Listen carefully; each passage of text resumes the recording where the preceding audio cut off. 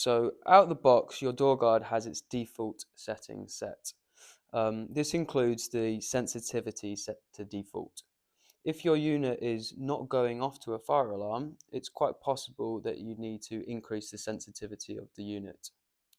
To do this, you can follow the flowchart, which I've printed out on here, which you can find online by following your Dorgard template and scanning this QR code or the one on here, and it will take you to the flowchart. So from here, we can see that you need to insert the batteries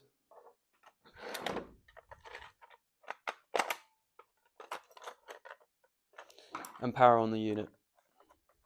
So at this point, what we're going to try and do is increase the sensitivity because it's not going off to a standard volume alarm at the moment. So we're going to increase the sensitivity up to very high.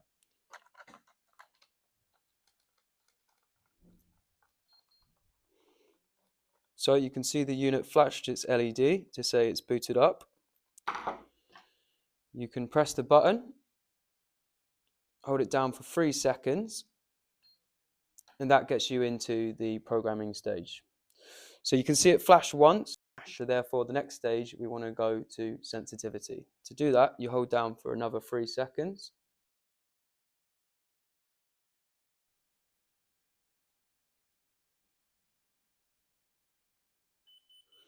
And now you can see it flashed amber 3 times. So we're now down this route. We're at standard default sensitivity, and we want to increase it to very high. So we heard 3 beeps, we're at standard. So we're going to press it once. You can see it went to 4 beeps amber. So that means we're now on high. We're going to press it again because we want very high because our alarm is quite quiet, or the Dorgard is quite far away from the alarm sounder. So you had the 4 beeps all amber.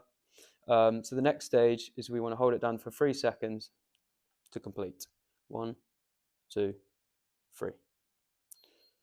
You can see 2 flashes and 2 beeps to confirm that was programmed. So we've now set the sensitivity to very high.